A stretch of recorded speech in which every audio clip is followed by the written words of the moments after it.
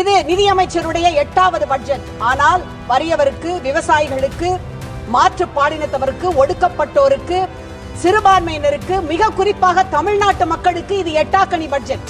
கனடாவும் ஜெர்மனியும் தன்னுடைய வரவு செலவினங்களில் கணிசமான பகுதியை சமூக நல பாதுகாப்பிற்கு, குழந்தைகள் நல மேம்பாட்டிற்கு, திறன் மேம்பாட்டிற்கு ஒதுக்குகின்றன.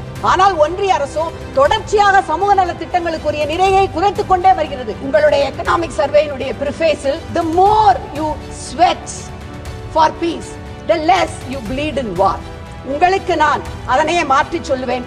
The more you sweat in inclusive politics, the less you bleed in economic progress.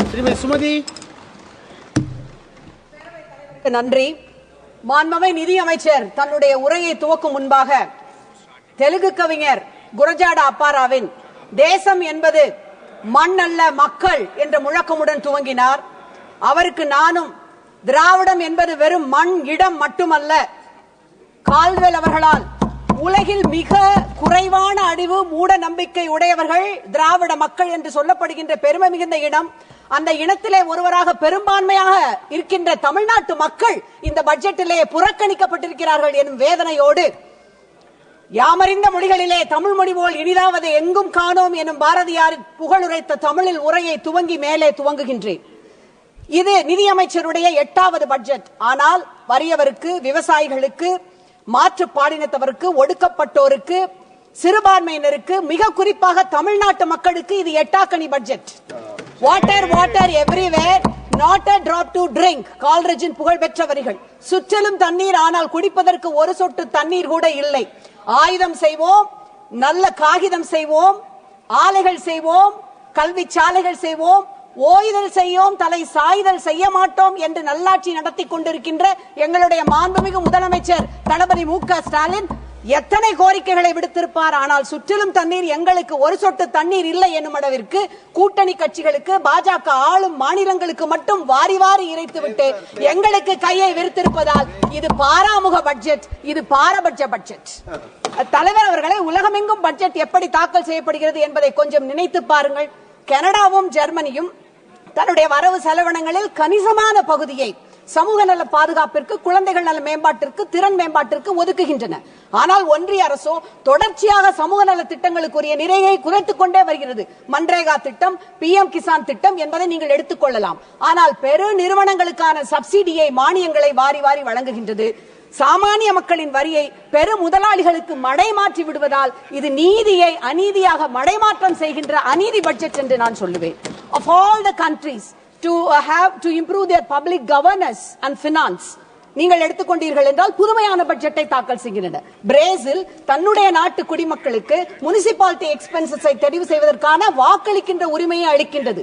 அவ்வகையில் அடித்தட்டு மக்களின் பங்கேற்பை இது உறுதி செய்கின்றது. எங்களுடைய முத்தமிழறிஞர் தலைவர் கலைஞர் ஒவ்வொரு முறை பட்ஜெட் தாக்கல் செய்யும் பொழுதும் சிறு குறு வியாபாரிகளை, நடைபாதை ஓர வியாபாரிகளை அழைத்து பேசி பட்ஜெட்டை முடிவு செய்ததை நான் இங்கே நினைக்கின்றேன். விவசாயிகளுக்கு என்று தனியாக ஒரு பட்ஜெட்டை எங்களுடைய மாநில முதலமைச்சர் M.K. ஸ்டாலின் அவர்கள் தருகின்றார். அவரை நன்றியோடு நான் இங்கே நினைவு கூறுகின்றேன். அது போகட்டும், நீங்கள் நியூசிலாந்துக்கு வாருங்கள், மக்கள் நல பட்ஜெட். அதற்கு அடுத்து நீங்கள் நார்வேக்கு வந்தீர்கள் என்றால் சுற்றுச்சூழல், செயல்திறன் அடிப்படையிலான பட்ஜெட். நெதர்லாண்ட்ஸோ என்ன செய்கிறது என்றால் அவுட்கம் பேஸ்ட் பட்ஜெட். அதாவது உங்களுடைய பொறுப்பு கூறல், ரெஸ்பான்சிபிலிட்டியை உறுதி செய்து உங்களுடைய செயல்திறனுக்கு ஏற்ப நிதியை வழங்குவது, உரிமையோடு நிதியை கேட்டு பெறுவது. சமீபத்திலே ஒன்றிய அமைச்சர் ஒருவர், எங்களுடைய வரியை நாங்கள் அதிகமாக வழங்குகின்றோம், எங்களுக்கு நிதியை கொடுங்கள் என்று தமிழ்நாடு கேட்பது என்பது அற்பத்தனமானது என்று சொல்லி இருக்கின்றார். அற்பத்தனமானது என்றால் தமிழ்நாட்டிற்கு PM ஸ்ரீ திட்டத்திற்கு வழங்கப்பட்ட 2152 கோடி ஒரு நிதியை பீகாருக்கும் உத்தரப்பிரதேசத்திற்கும் அனுப்பிவிட்டது அற்பத்தனமானது இல்லையா? அதை நாங்கள் அவர்களிடம் கேட்க மாட்டோமா? நினைத்து பாருங்கள். நீங்கள் எப்பொழுது பார்த்தாலும் சரி, பீகாருக்கு வழங்குங்கள், எங்களுக்கு அதிலே மாற்று கருத்து இல்லை. பீகாரிலே வெள்ளம் ஏற்பட்ட பொழுது 2008ஆம் ஆண்டு அப்பொழுதைய முதலமைச்சராக இருந்த எங்களுடைய டாக்டர் கலைஞர் தான் பீகாருக்கு 10 கோடி ரூபாய் வெள்ள நிவாரண நிதியாக அனுப்பி வைத்தார். அந்த மாநிலமும் அவர் இறந்த பொழுது துக்கம் அனுஷ்டித்தது, அதிலே மாற்று கருத்து இல்லை. ஆனால் சென்ற நிதிநிலை அறிக்கையிலே 60,000 ரூபாய் வழங்கிவிட்டு இப்பொழுது மக்கானா போர்டு, அவர்களுக்கு IIT பாட்னா, அது மட்டுமல்ல கோஸ்லா டிக்கெட் என்று ஏகப்பட்ட திட்டங்கள். எங்களுடைய விவசாயிகள் மட்டும் முன்னேற வேண்டாமா? தலைவர் அவர்களே, ஒதுக்கப்பட்ட நேரம் இன்னமும் கூட கொஞ்சம் இருக்கின்றது. நினைத்து பாருங்கள், மகாராஷ்டிராவிற்கு 39,000 கோடி, ஆனால் எங்களுக்கு என்று ஒதுக்கப்பட்ட எந்த விதமான பெரிய அறிவிப்புகள் எதுவும் இந்த திட்டத்திலே கிடையவே கிடையாது. தமிழின் தொன்மையை இரும்பின் தொன்மை கொண்டு அறிவித்திருக்கின்றார் எங்களுடைய முதலமைச்சர். ஆனால் தமிழுக்கு என்று போன இதிலே 22 கோடி, இப்பொழுது ஹிந்திக்கு 1000 கோடி ரூபாய்க்கு மேல் ஒதுக்கிவிட்டு 84 கோடி தான். அன்பிற்குரிய பேரவை தலைவர் அவர்களே, இவர்களுடைய எக்கனாமிக் சர்வேயை எடுத்துக் கொள்ளுங்கள். தமிழ்நாடு 56% தேசிய ஜிடிபியை விட அதிகம் என்று சொல்லுகின்றது. தமிழ்நாடு 9% ஜிடிபிக்கு பங்களிக்கிறது என்று சொல்லுகின்றது. கல்வி, மருத்துவம் 2 minutes கல்வி, மருத்துவம் அனைத்து துறைகளிலும் தரவரிசை பட்டியலிலே தமிழ்நாடு முதல் இடத்தில் 3 இடங்களில் வைக்கின்றது. வஞ்சித்தால் எப்படி நியாயம்? உங்களுடைய எக்கனாமிக் சர்வேயினுடைய பிரிஃபேஸில் ஸ்பார்டன்ஸ் என்று சொல்லப்படுகின்ற வீரர்களுடைய ஒரு கொட்டேஷனை அரசு பதிந்திருக்கின்றது. அது என்னவென்றால், the more you sweat for peace, the less you bleed in war. உங்களுக்கு நான் அதனையே மாற்றி சொல்லுவேன், the more you sweat in inclusive politics, the less you bleed in economic progress. அவையின் நடுவே செங்கோலை வைத்திருக்கின்றீர்கள். The place does not make the man, neither scepter the king. Greatness should be within.